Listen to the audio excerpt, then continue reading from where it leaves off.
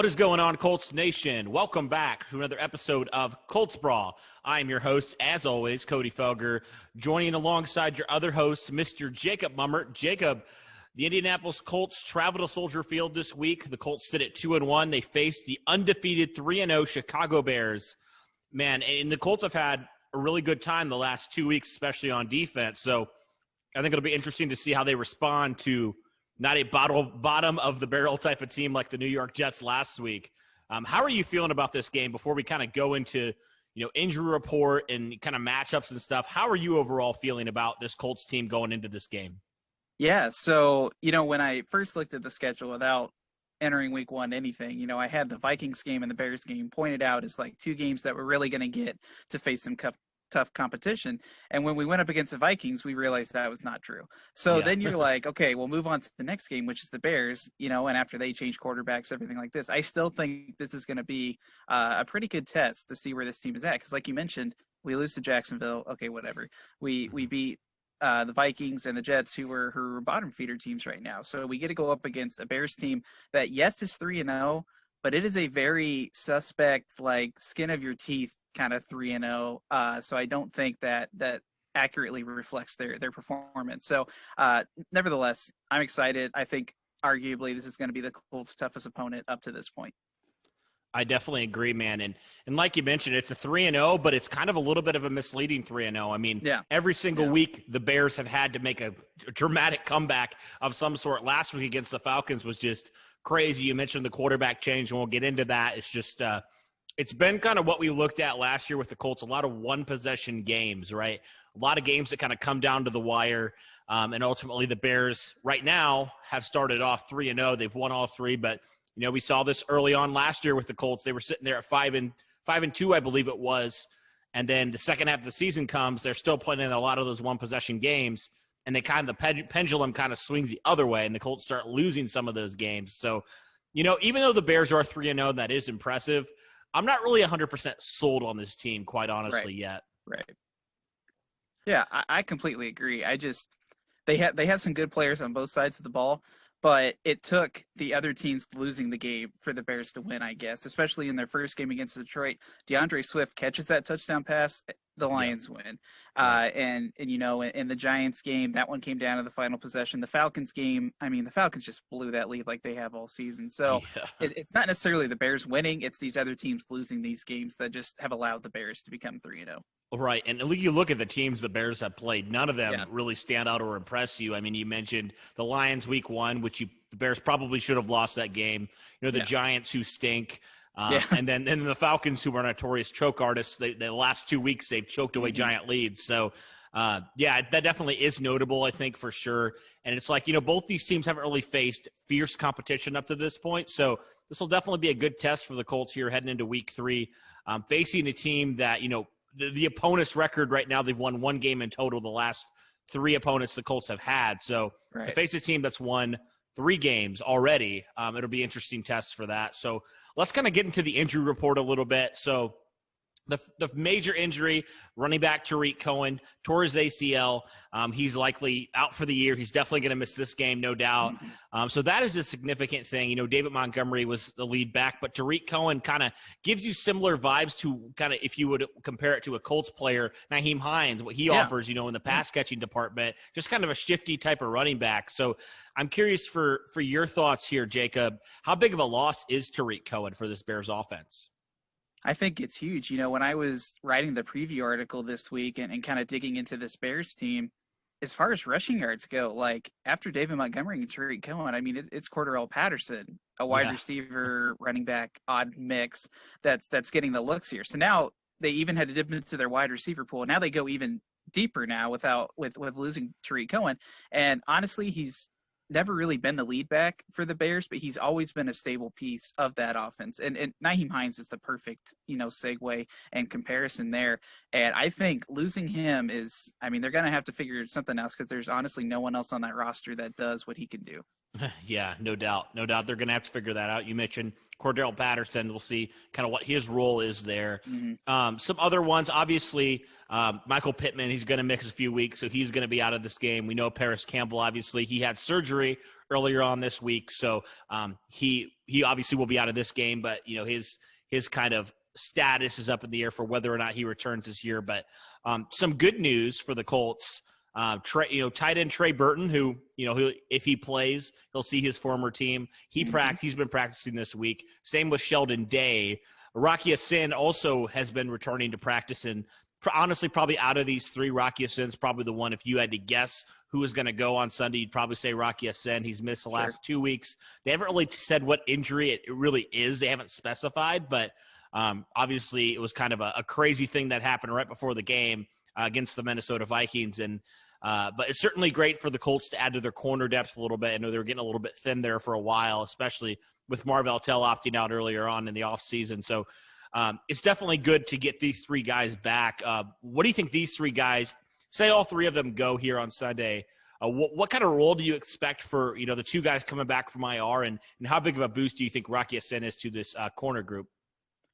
Yeah, so it's interesting. I mean, I think you would love all three of these guys to be able to come back and play in this game. I think Sheldon Day is probably farthest down on the roster for me, if at all, if he gets to play, just because of the depth that we have at the line and just what we've seen from them already with the guys that, and plus we just signed defensive end Rondell Carter from the Cowboys practice squad, signed him automatically to the active roster, so he'll be in the mix as well. Trey Burton, I think, is going to be nice to see if we get to see him. I think they're going to be pretty cautious with him. I look at it almost as, Jack Doyle last game where, we just didn't really use him. He was on for a couple snaps, more used in blocking, things like that. So I think that's probably how we'll see Trey Burton. And I agree with you. Out of all these three, I think Rocky Sin's going to be the one that's going to play the most pivotal role, but I don't think he's a starter by any means. I think that Xavier Rhodes and TJ Carey have kind of shown what they can do in the spotlight. So I think Rocky Sin, at least for the next couple weeks, is more of a rotational piece until either, one of these vet guys fall off or Rocky Sin just impresses enough with the short time he gets that makes him move up the spot. Yeah, and also just not forcing him right back in there off of injury, I think would be good. Right. Kind of easing him back into the lineup a little bit, especially, you mentioned these two corners the Colts assigned in the offseason. The last few weeks, they've looked absolutely spectacular. Yeah. So it's kind of like, obviously Rocky Sin is your future at corner, but, if it's not broken, why are you trying to fix it right now? Right. So I definitely agree with you there. You already mentioned Rondell Carter signed to the active roster. Probably will play a little bit of defensive end. We'll see kind of what role he gets, if any, really, on the defensive line there. Wide receiver Krishawn Hogan also signed to the practice squad, so a little bit more wide receiver depth there in case another receiver goes down. So let's start here. Let's start with the preview here. Let's start with the quarterback. So both these teams added new quarterbacks, the two quarterbacks that will be starting, new additions to both their respective teams. Obviously, Phillip Rivers, we know very well. He has a 78% completion percentage right now, just a hair under 100 passer rating, 99.9. I believe he has the highest completion percentage out of any quarterback in the league right now. And that's crazy to think about. 78% completion. I mean, that's unheard of. That really is. I mean, it's awesome. It's just a testament to, one, Rivers' efficiency and also just the way that the Colts have really gotten the ball out of his hands and given it to the playmakers. Phillip Rivers, the first week, obviously, he threw, I believe it was 46 passes or something along those lines. He threw a lot of passes in week 1. Weeks 2 and 3, he's combined hasn't thrown that many passes. So, and then Nick Foles, obviously. We saw him last year with Jacksonville. In the second half last week, he looked very, very good against this Falcons defense. 3 touchdowns, an interception. Only completed about half his passes, though, so that is significant as well. And kind of throwing it back to last year, the first matchup between the Colts and Jaguars in Lucas Oil Stadium, Nick Foles was a starter. This is before Minshew Mania happened. And Foles went 33 of 47, 296 yards, 2 touchdowns and an interception. He also got sacked twice. So it wasn't the greatest game for Nick Foles. I mean, the Colts ultimately pretty much blew out the Jaguars. But also, he had a little bit of success, almost 300 yards against this Colts passing offense. So, we'll start with the quarterbacks. First off, what do you expect from Phillip Rivers to how he can attack this Bears defense? And then also, what do you expect from Nick Foles and how can the Colts slow him down? Yeah, absolutely. I think the biggest thing for Phillip Rivers right now is the protection he's getting from our offensive line. I was trying to look up the stat while you were talking there, and I couldn't find it, but it was something along the lines of, he's only been pressured only a handful of times in the 3 games that we've played in, Yeah. which is like by far the least he's been even this whole time with the Chargers. And I know I'm butchering the stat, but it's impressive how good it just speaks to the offensive line and how well that they're able to protect him and allow him to do what he's been able to do. I mean, I love this shortened passing game version of Rivers. I think it works with him well for an aging quarterback. It works with the roster that we have now, and the emphasis that we want to put on the run game. And just its efficiency. I mean, you can't argue with that. Again, I would love to see us, finish off more drives in the end zone, which I think he gets more involved in, hopefully. But yeah, I can't argue with the production we've got from him thus far. And as far as Nick Foles go, I mean, it's hard to tell what you're going to get from him.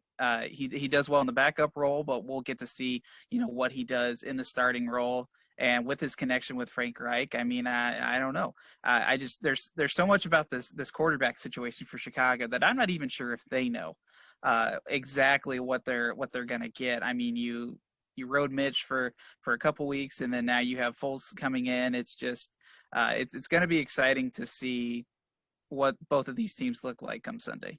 Mm-hmm. Let's move on to the running attack. So last week, Jonathan Taylor had 13 carries. Half of the carries he had a week prior against the Vikings. 13 carries, 59 yards, and a touchdown. And it was kind of like a little bit more of an even split between the 3 running backs, Taylor, Nyheim Hines, and also obviously Jordan Wilkins as well. Each of them had almost about 10 carries. Jonathan Taylor had a few more than them. So this Colts running attack, Jonathan Taylor obviously didn't have, from a numbers standpoint, an 100-yard game like he did the week before, but his average was better. He still has some things he has to clean up. I mean, that was really his 3rd NFL game, no preseason, anything like that, and I thought he looked pretty well. He did pretty well. Obviously, Jordan Wilkins is good, and Nyheim Hines offers you a little bit. They've ran him a lot more, honestly, Nyheim Hines, than I've expected so far. Yeah. But he also obviously offers a lot in the pass catching department as well. So this running back group, I think we can still say it's probably a strength of this team, even though the numbers haven't been gaudy up to this point. They've been efficient, and the yards per carry are pretty darn good for this running attack. And then obviously the Bears, David Montgomery. Last week is probably his worst game of the season. 14 carries for 45 yards. Actually, funny enough, Mitchell Trubisky, he led the rushing last week in the game. So, I mean, when your quarterback's your lead rusher, you didn't have a great day running the football. Right. Obviously, we mentioned no Tariq Cohen off that ACL injury. So, Cordell Patterson will probably get a little bit more run at running back. So, we'll do the same thing with the running backs. How do you think the Colts can attack this Bears defense? I believe I was looking at the Bears defense, passing the football versus running the football are exponentially worse at stopping the run. Yes. So much worse at stopping the run. I believe that they're sit right now at about 17th in the league. So bottom half of the league at stopping the run. So what do you think the Colts need to do in order to establish that run with these 3 running backs? And how do the Colts need to slow down David Montgomery and make sure he has a similar game or maybe even a worse game than he did last week? Yeah, so I think it starts early and often. You just hit the ground running, literally, and you just feed Jonathan Taylor the ball. With our offensive line, they're going to be able to make the holes that are needed. I just have 2 things in question about this. One is Khalil Mack, because I think that's a big guy you got to watch out for, and he demands a lot of coverage, rightfully so. This year we haven't seen as much as far as sacks from him, but what he's doing that doesn't show up in the box score and allowing some of these other guys on this Bears team to get after the quarterback and get after in the run game, I think is important, because I'm pretty sure like Akeem Hicks is like 3rd on the list for sacks this season. So the Colts need to watch out for Khalil Mack. That's probably their biggest threat in the run game and honestly the passing game as well. But I think if we attack early and often, get Jonathan Taylor the ball, and the second piece of this is that Jonathan Taylor makes better cuts. I think his vision, if I had to critique anything, it would be his vision in the week 3 game, and I think he works on that a little bit this week, and the Colts just seem to find a couple things to work on from each game to get better on. So that's what I'm looking for Jonathan Taylor to improve on. And then as far as defensively against David Montgomery, I mean, I don't think there's much you have to change from how you stopped Dalvin Cook and Frank Gore. I think we did a pretty decent job there. I think with some of the added depth that we're getting onto the defensive line and just overall, I think that's going to bolster our defense. And I just want to see, get to how we were playing the Jets but be able to make contact and bring down the quarterback and bring down the running backs, because so often we were getting after Darnold. We just weren't able to bring him down. So I just want to see strong tackling and just that suffocating defense that we played. Yeah, I believe the Colts right now are 4th in the league at stopping the run, so that's pretty significant. They're obviously number 1 right now against stopping the pass as well. So speaking of the pass, let's go to the wide receivers now. The wide receivers / tight ends. T.Y. Hilton last week had a nice bounce-back game, I thought. It wasn't, out of this world type of game, but 3 catches on 3 targets for 52 yards. I thought he had a pretty solid day. Mo Alley-Cox continues to shine in this offense. He had 3 catches for 50 yards, and he had another touchdown on 3 targets. Right now, Mo Alley-Cox is rated as the number 1 tight end, according to Pro Football Focus. Now, we know that's obviously a little bit can be misleading. We know Pro Football Focus isn't, the gospel by any means. But, that is significant. And it's great to see Mo Alley-Cox in these 2 weeks of getting more of an extended role, being able to really, do some really good things so far.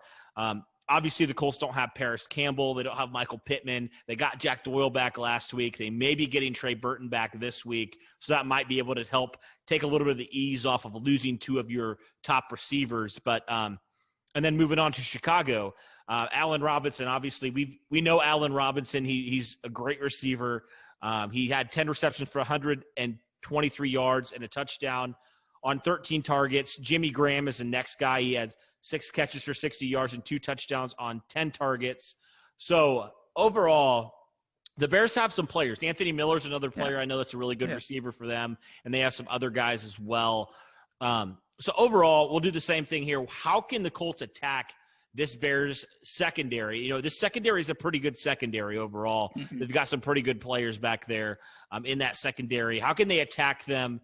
Yes, through the wide receivers, but also the tight ends. Because when I was talking to my friend on the Chicago Audible podcast, he was talking about Danny Trevathan, who's a linebacker for the Bears. He really struggles in coverage a lot, and he said he was just getting burned last week. So how do you think the Colts, first off, can attack this Bears defense, especially the linebackers? And how do you think these Colts defensive backs, hopefully getting Rocky Sin back, can slow down Allen Robinson and company?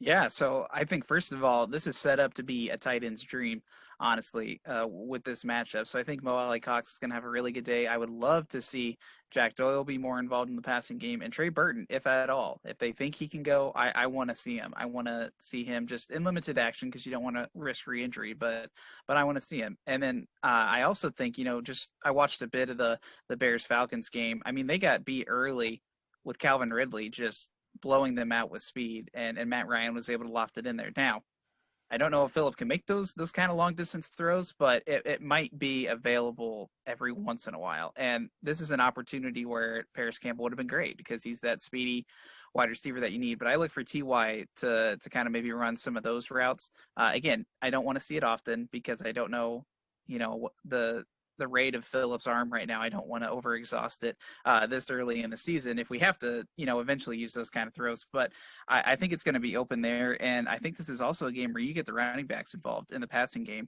We saw that they were able to do that in week 2. I don't think they used them as much in week 3 in the passing game. So I hope that kind of comes back to focus, especially with Nyheim Hines. I mean, such a versatile player, and especially with Marlon Mack out. I know we talked about him stepping up his rushing attempts. I would also like him to see a bigger picture in the passing game after losing Campbell and Pittman.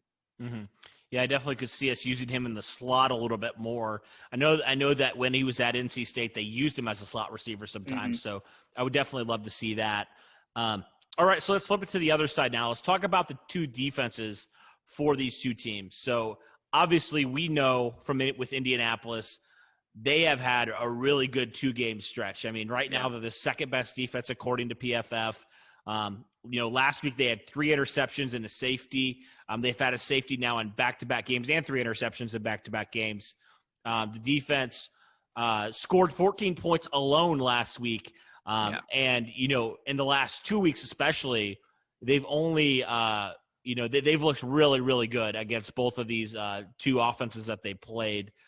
And they only allow right now 15 points a game to opponents. So this defense right now, I know the competition hasn't been necessarily, the best, but this defense has gone out and they've done exactly what they need to do against these inferior teams. They've come out and they've dominated, especially after that week 1 performance that was just abysmal by all accounts. They've really responded well, and they've made a lot of good adjustments, and they've really dominated very thoroughly against all these teams. And then Chicago's defense is very good as well. Pro Football Focus has them right behind the Colts at 3. The thing that stands out is they've only had 3 interceptions this season. So I think that is significant enough to talk about as well. They haven't got a ton of turnovers so far, but they've still been a very solid unit overall. So how can the Colts defense especially continue this strong performance up against the Bears, and then how can they potentially expose this Bears defense? Yes, I think first of all, you have to be focused on the matchup. You don't want to lose sight of, we're riding high because we're, 2-1, but also you've only beat the Vikings and the Jets. So the Bears are going to be serious competition that you're going to need to focus for. Nick Foles might be the backup, but honestly, he could start for a handful of teams. So I feel like we just need to be focused, take this matchup seriously, and just continue to play the way we've been playing. Because, that Minnesota game, Kirk Cousins and Adam Thielen aren't a bad pair. Right. And I know that's not working great. It's not looking well right now, but they honestly are a pretty good quarterback wide receiver pair. And if we're able to play that tight on Adam Thielen, let him have that kind of game, I think we should be able to do the same with Allen Robinson, honestly. And one thing I question, too, is what's the chemistry going to be like with Nick Foles and this team after he's with them for a whole game? Because we only got to saw him in, honestly, the second half of the game last week. So what's that like, after having a full week of practice? What's he able to do with their offense, and what's the chemistry like? And honestly, I think if our defense keeps it up, keeps playing motivated, everyone do your job, and everyone play off each other, I think we're going to be fine. I would love to see, another 3 turnover game. I think it's going to be a little harder to do against the Bears, but I don't think it's out of the realm of possibilities. Yeah, and you look at even you talked about Adam Thielen. How about the way the Colts really shut down Justin Jefferson? He had a really breakout game last week against the Titans. So I think overall, this defense has shown that they can shut down some really good receivers. Before we go into bowl predictions, want to stop here and talk about our sponsor for this episode. So football's back, people, and that means it's time to throw on your team's colors and make sure you don't fumble your grooming below the waist. So our partners at Manscaped are here to save your boys from a Darius Leonard hit like he threw on the Jets when the Jets guy tried to leap over him last Sunday. So you can stay clean and take care of yourself where it matters most. You can get 20% off and free shipping with the code BRAWL at manscaped.com. That's 20% off with free shipping at manscaped.com. Use the code BRAWL, BRAWL. In this football season, audible from the ordinary and choose Manscaped for your most important male grooming needs. They have a great package out right now, guys. Their Perfect Package 3.0 comes with a new and improved lawnmower, waterproof, cordless body trimmer, performance boxer briefs, and a traveling bag for you to use when we're done quarantining. So shout out to Manscaped. Be sure to check them out, guys. We'll have a link to that in our episode, so be sure to check them out. So, all righty, Jacob, the last part of what we'll do, it's prediction time. All right. It's the prediction time here for week 4. Colts travel to Soldier Field. Where are you going for this game, my friend? Oh, man. Before I dive into this, I have to talk about this Darius Leonard hit because he talked about it today in the news, just real quick, because it was hilarious what he said. He goes, I don't know why defenders or why, offensive personnel think that they can try to leap over us. He goes, especially from that far away. Like, that kid was never going to get over me. So I just throwing that out there. That was awesome. But no, my bold predictions for this game, I think the Colts defense, like I said earlier, they get 3 turnovers again.